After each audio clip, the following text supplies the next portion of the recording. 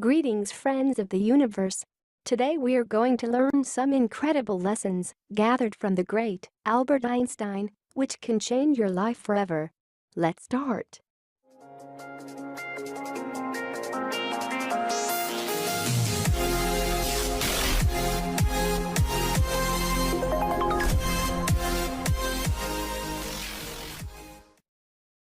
A brilliant man who was passionately curious about the mysteries of science, Albert Einstein changed the world as the most influential physicist of the 20th century. He developed the general theory of relativity, now considered the cornerstone of modern physics. Einstein received the Nobel Prize in Physics for his services to theoretical physics and especially for his discovery of the law of the photoelectric effect. He wrote hundreds of books and articles. Einstein was also a great philosopher and moral leader. He was a life teacher who honestly believed wisdom and knowledge shouldn't be hoarded. As you try to get the most out of your life or your business, count yourself as Einstein's student and heed these solid pieces of wisdom. Here are the incredible life-changing lessons from the one and only Albert Einstein. I speak to everyone in the same way, whether he is the garbage man or the president of the university. The first life-changing lesson we can learn from Albert Einstein is to treat everyone with dignity and respect. By working to improve our ability to resist our less pleasant side, we can work on being nice more often. By practicing kindness and showing respect, we can make these our default values, our default responses. Einstein believed that everyone deserved to be treated with kindness and respect, no matter what their social, educational, or economic status may be. A human being is a part of the whole, called by us universe, a part limited in time and space. He experiences himself, his thoughts and feelings, as something separated from the rest, a kind of optical delusion of his consciousness. This delusion is a kind of prison for us, restricting us to our personal desires and to affection for a few persons nearest to us. Our task must be to free ourselves from this prison by widening our circle of compassion to embrace all living creatures and the whole of nature in its beauty. The next lesson from Einstein is that we are all one. There is no such thing as an individual who is separate from the whole. Our sense of separation is merely an illusion. While we perceive a tree as solid, if we change our frame of reference and perceive a tree from the viewpoint of an electron, a neutrino, or any of the elusive subatomic particles which populate the universe of quantum physicists, it melts into a vortex of dancing, scintillating energy. Material objects, viewed as fields of energy, do not have the limitation they appear to have when experienced as solid objects planted firmly in the three dimensions of space. We see a solid object in isolation from its background. But when we experience it as a vortex of energy, we can no longer make this separation. While there may appear to be many different, separate objects, they are actually all particular momentary concentrations of a single vast energy field. This supports Einstein's belief that we are all connected and we are all one. Coincidence is God's way of remaining anonymous. Einstein believed that once you understand the way life really works, the flow of energy that directs every moment, then you begin to see the amazing potential in that moment. Mundane things just don't bother you anymore, and you are full of joy. It is then when you begin to encounter more and more coincidences in your life, which we call synchronicities. Synchronicity is a concept first introduced by the psychologist Carl Jung, which holds that synchronicities are meaningful coincidences here for a reason. When a coincidence arises, don't ignore it.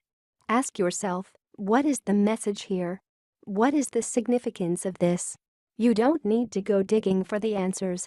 Ask the question, and the answers will emerge. They may arrive as a sudden insight, a spontaneous creative experience, or they may be something very different. Perhaps you will meet a person who is somehow related to the coincidence that occurred.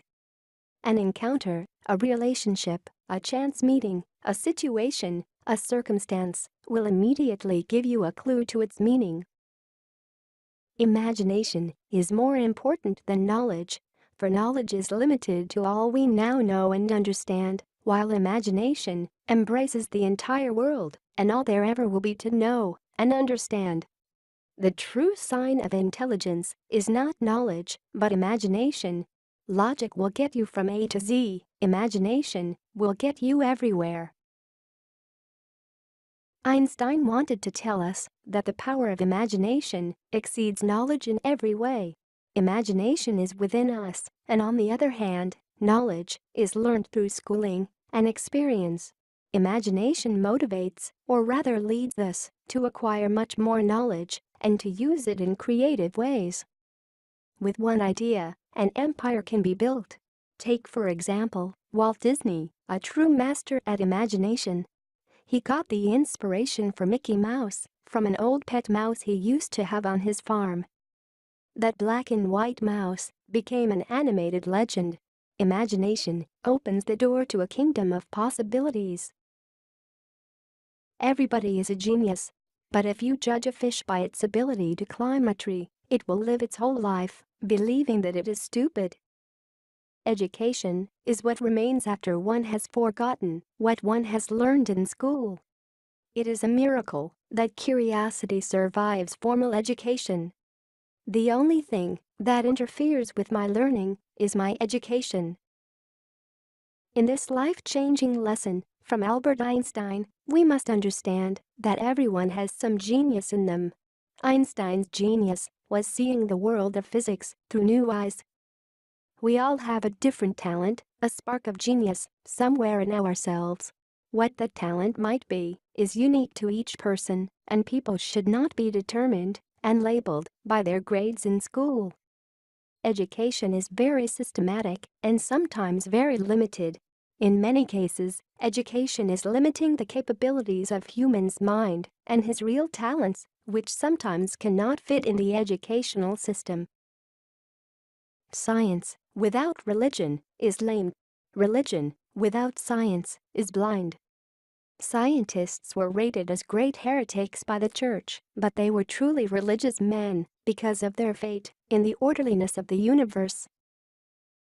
In this lesson, Einstein teaches us that religion and science should work together, not against each other. Science is our best way of describing how the universe behaves. You might say, where faith tells us that God created the universe, science tells us how he did it. Science is understanding, seeking truth, constantly approaching the truth, without ever fully grasping it. That's where religion comes in.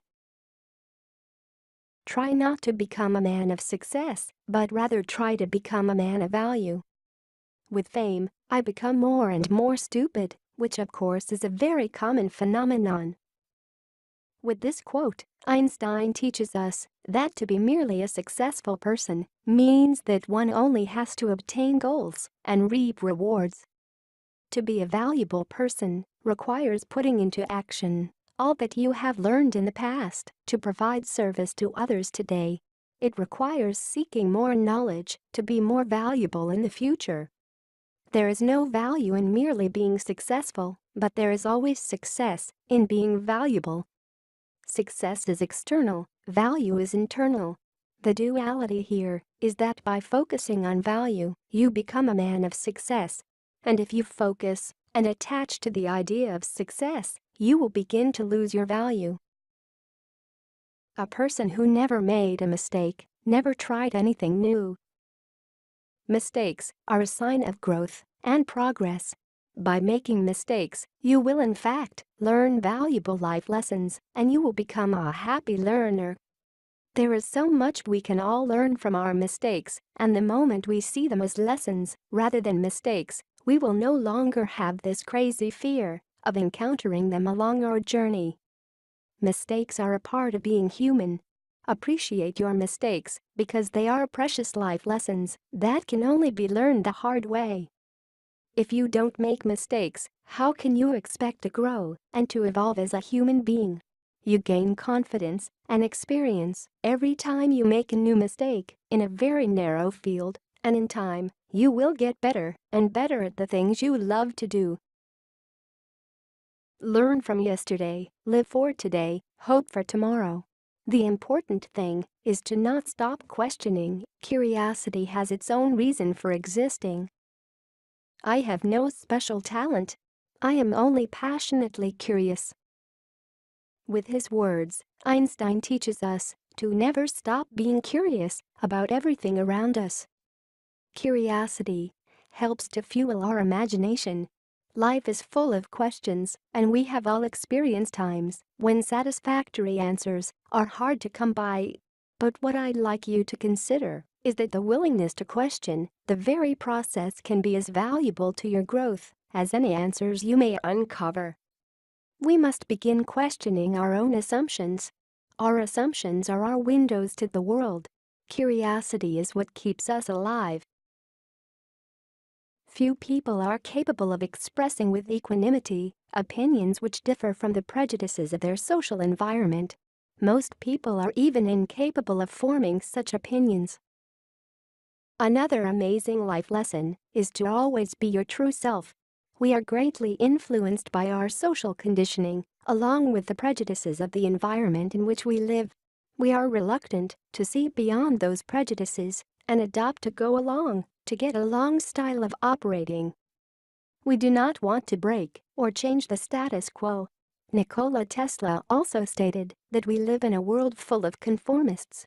We must detach ourselves from the conformist thinking and become our true self, no matter how different we will be, and no matter whether or not we will fit in a society. The world as we have created it is a process of our thinking.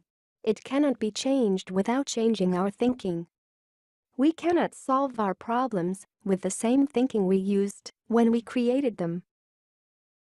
This is perhaps the most important and life-changing lesson we can learn. Change your thinking, and you change your life.